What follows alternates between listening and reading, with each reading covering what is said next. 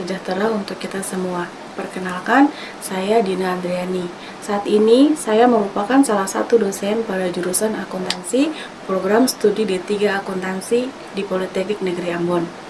Latar belakang pendidikan saya adalah akuntansi sektor publik dengan NIDN 0015098803. Pada kesempatan ini, saya akan membuat pernyataan diri dosen dalam unjuk kerja Tridharma Perguruan Tinggi atau PDD UKTPT pada salah satu mata kuliah yang saya ampuh, yaitu akuntansi sektor publik, di mana mata kuliah ini diajarkan pada semester ganjil dengan bobot 3 SKS. Akuntansi sektor publik adalah mata kuliah wajib pada jurusan akuntansi yang termasuk dalam kurikulum berbasis kompetensi akuntansi keuangan. Mata kuliah ini dikonstruksi dengan material konsep, prinsip, dan teknik akuntansi keuangan daerah sebagai alat bagi pemerintah daerah dalam mengelola dan mempertanggungjawabkan keuangan daerah, untuk kemudian disampaikan kepada mahasiswa. Capaian pada mata kuliah yang diharapkan setelah mengikuti mata kuliah ini yaitu mahasiswa diharapkan mampu menguasai konsep dasar, prinsip, dan teknik akuntansi, standar akuntansi keuangan SAK, dan standar akuntansi pemerintah SAP. Memiliki keahlian dalam merancang dan menggunakan anggaran pendapatan, belanja, serta pembiayaan negara atau daerah, dan menganalisis laporan keuangan.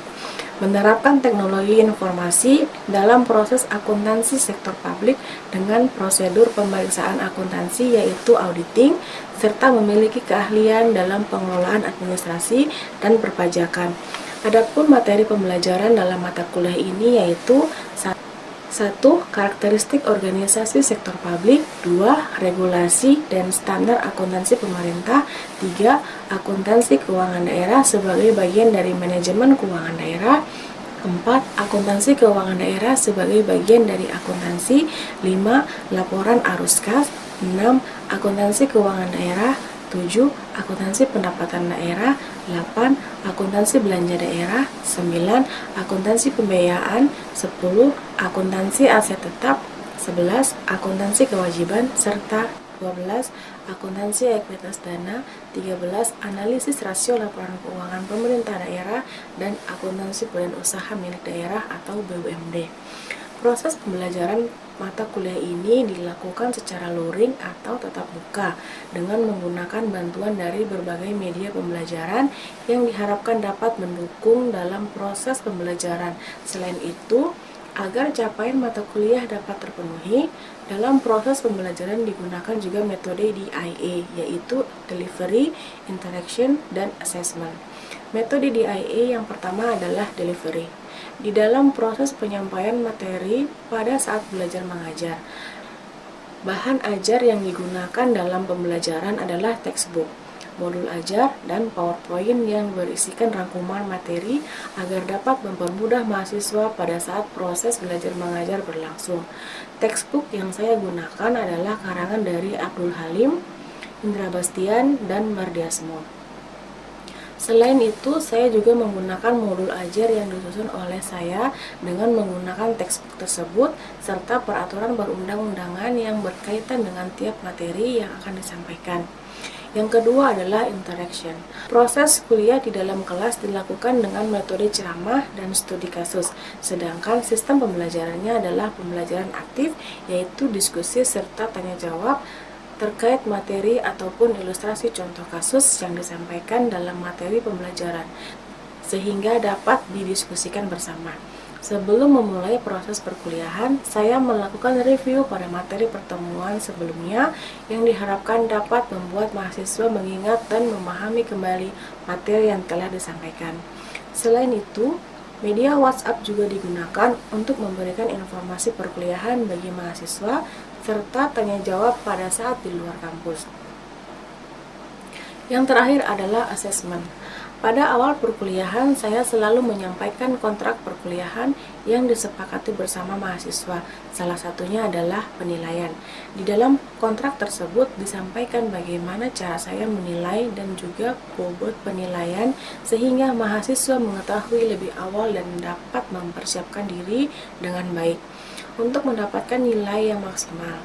Adapun bobot penilaian yang digunakan dalam mata kuliah ini yaitu absen sebesar 10%, partisipasi di dalam kelas 10%, tugas 15%, ujian tengah semester 30%, dan ujian akhir semester 35%. Berikut ini adalah cuplikan proses pembelajaran mata kuliah akuntansi sektor publik di tahun ajaran ganjil 2023-2024 pada pertemuan 6 dan 7 dengan materi atau pokok bahasan akuntansi keuangan daerah dan akuntansi pendapatan daerah. Dengan ditayangkannya cuplikan video pembelajaran ini, maka berakhir pula pernyataan diri dosen yang saya buat. Untuk itu, atas perhatiannya saya ucapkan terima kasih. Wassalamualaikum warahmatullahi wabarakatuh. Salam sejahtera untuk kita.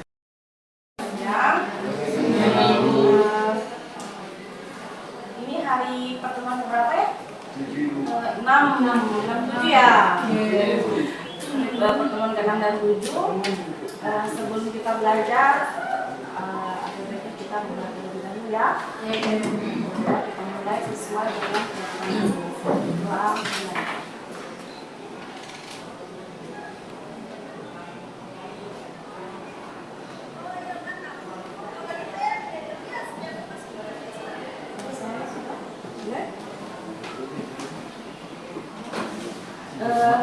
Sebelum masuk di materi yang ini, yang sekarang ini, Ibu mau review dulu ya, flashback materi yang kemarin. Sedikit pertanyaan saja, sedikit saja. Apakah masih ingat atau tidak? Kita punya materi dari yang kemarin, pertemuan 1 sampai pertemuan ke-4 ya. Yang kalian masih ingat tidak? Apa itu akuntansi? Masih ingat tidak? Boleh? Kalau mau jawab boleh angkat tangan. Boleh jawab. Tidak apa-apa, belum benar jawabannya. Kita harus tahu dulu apa itu akuntansi. Karena kan dia berkaitan dengan materi yang akan kita bahas selanjutnya. Apa itu akuntansi? Proses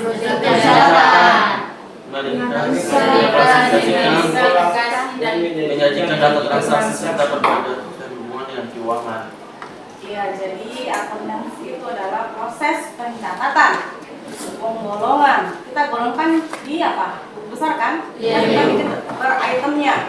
Pencatatan, penggolongan, peringkasan, penganalisisan, laporan keuangan, data laporan keuangan itu saja. Nah, sekarang kita belajar tentang akuntansi, sudah tahu ya apa itu akuntansi. Terus apa itu sistem? Kemarin Ibu sudah bilang apa itu sistem kan? Sistem itu komponen-komponen yang saling berkaitan dengan satu dengan lain. Nah, sistem itu adalah komponen-komponen yang saling berkaitan antara dengan yang lain. Nanti kita akan bahas di sini juga. Terus siapa saja pihak-pihak yang memerlukan laporan keuangan untuk akuntansi keuangan daerah? Pihak eksternalnya siapa saja?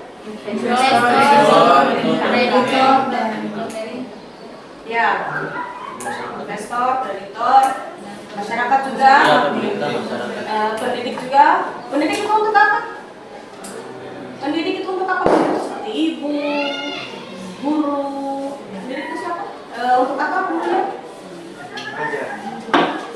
Boleh. Untuk bahan acara, untuk riset, penelitian boleh. Untuk peneliti juga boleh melakukan riset, kan? Karena kan kita belajar tentang akuntansi, otomatis kita memerlukan data laporan keuangan. Apakah sesuai dengan teori yang kita pelajari atau tidak, ya kan? Nah, berikut kita masuk ya ke materi berikutnya. Hari ini kita bahas tentang akuntansi keuangan daerah dan akuntansi pendapatan daerah. Karena materinya 2, jadi Ibu gabung saja jadi 1 ya.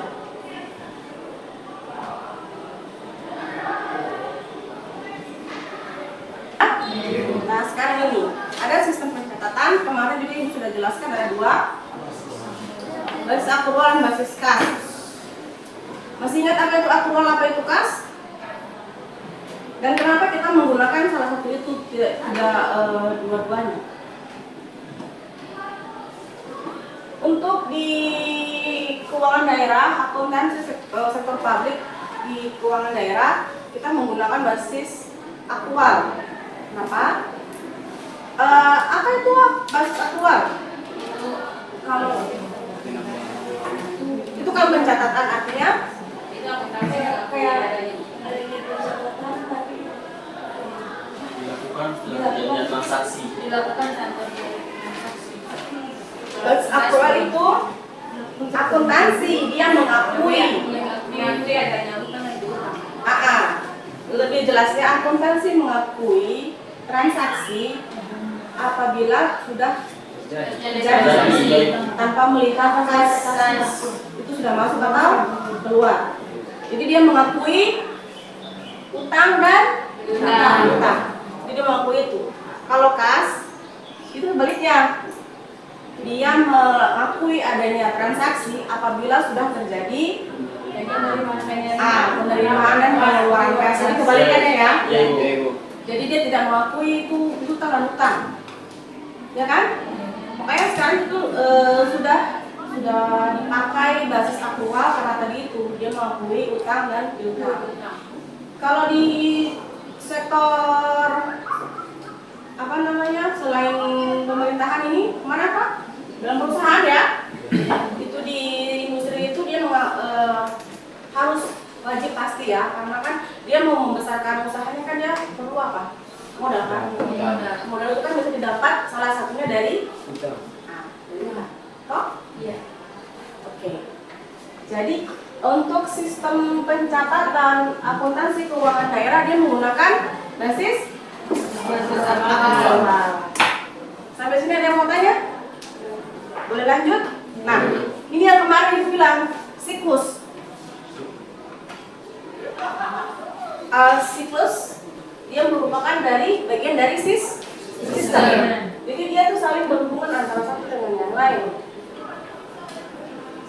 Ini secara umum ada 11 siklus. Jadi bisa dipakai di perusahaan.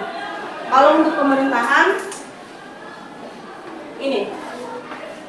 Untuk pemerintahan ini dia sama. Pertama itu pasti identifikasi dulu. Dia punya transaksi.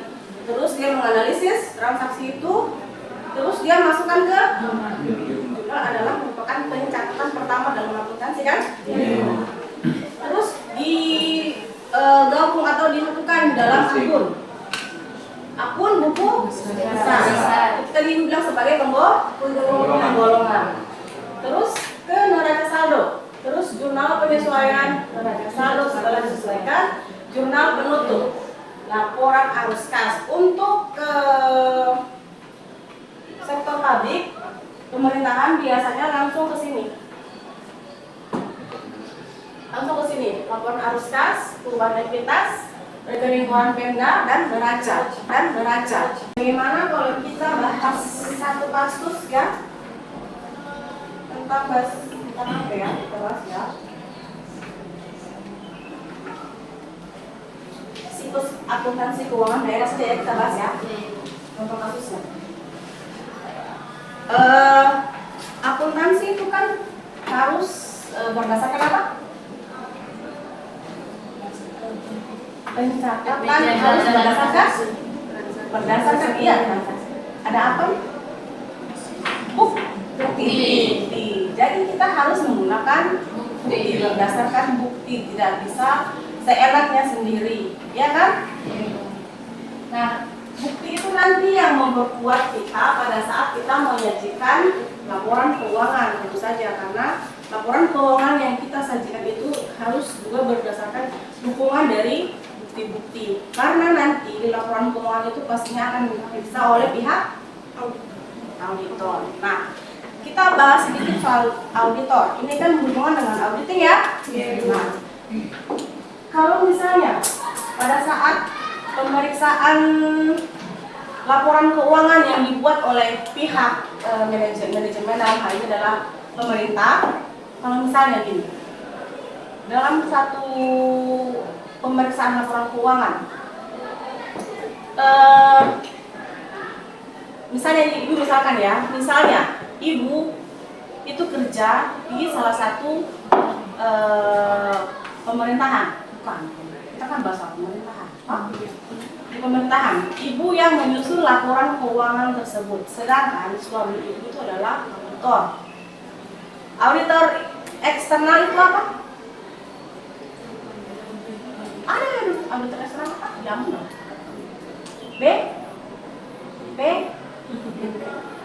Nah, BPK itu auditor itu eksternal, itu dia berdiri sendiri, tidak berpihak kepada perusahaan atau jadi dia berdiri sendiri. Makanya memang ada auditor internal juga, auditor intern itu adalah bagian dari pemerintahan juga, biasa disebut sebagai inspektorat, dia yang memeriksa laporan keuangan, tapi dia tidak bisa menyajikan atau memberikan pendapat. Auditor eksternal itu dia memberikan pendapat, ada 3, WTP, WDP, dan disclaimer. WTP itu wajib tanpa pajak. WDP itu wajar tanpa ada pengecualian. WDP wajar dengan pengecualian. Terus kalau disclaimer itu dia tidak bisa memberikan pernyataan apakah laporan ini sudah sesuai atau tidak. Karena apa? Bisa saja kurangnya bukti atau ada bukti-bukti transaksi yang tidak bisa disajikan oleh yang menyusun laporan keuangan itu. Nah, lanjut ke soal yang tadi. Suami ibu itu adalah seorang auditor, sedangkan ibu ini adalah akuntan yang menyusun laporan keuangan dalam suatu instansi pemerintahan, misalnya. Nah, otomatis kan ibu kenal ya, kan? Karena kan ibu istrinya, dia suami ibu, jadi ibu kenal kan? Nah, kalau misalnya dalam hal seperti itu, apa yang harus seorang auditor itu lakukan? Apakah dia harus independen? Apakah dia harus berpihak karena dia itu istri saya? Seperti apa? Ada yang bisa kasih masukan? Ini kita berhubungan dengan siklus akuntansi keuangan, dia punya laporan keuangan, kasusnya yang ibu hadirkan itu ada agak-agak ke auditing juga, karena kan ini masih berhubungan. Jadi harus seperti apa itu auditor?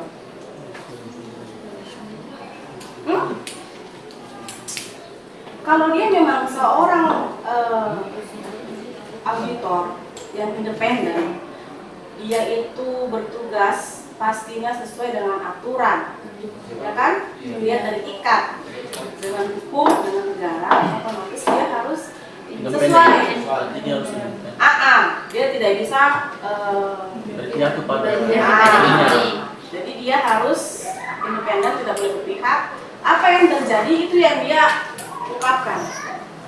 Oke? Untuk kepentingan masyarakat. Jadi semua materi itu ini pasti ada hubungannya. Sampai sini ada yang mau bertanya? Ada yang mau bertanya sampai sini? Ini tugas yang minggu lalu ya? Iya, Bu. Ada yang belum kirim atau belum kasih masuk? Masuk orang?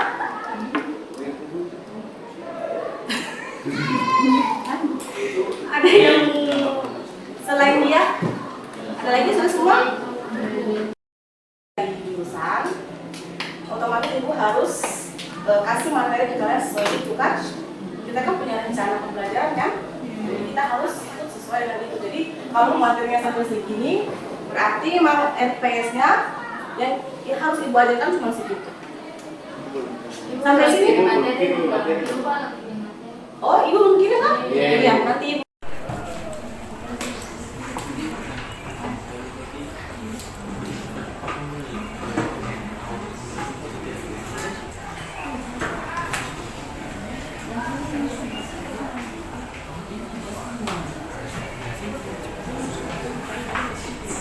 Ini ada tugas untuk minggu depan, bukan gampang aja, cuma minta untuk bagian akun standar untuk pemerintah daerah berdasarkan peraturan Menteri Keuangan Republik Indonesia nomor 238 PMK 05/2011.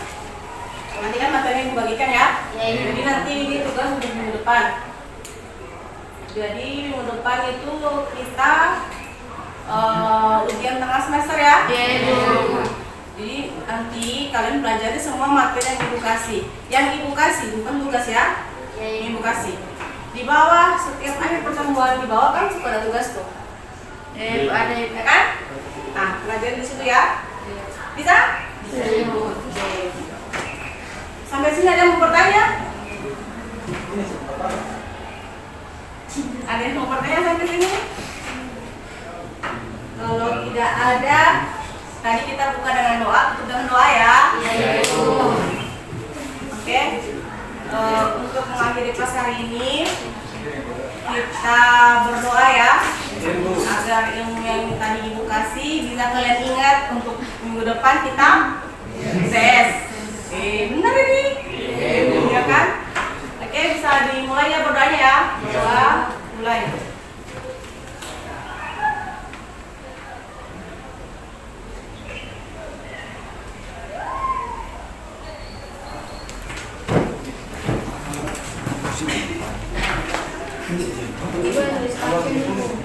Iya.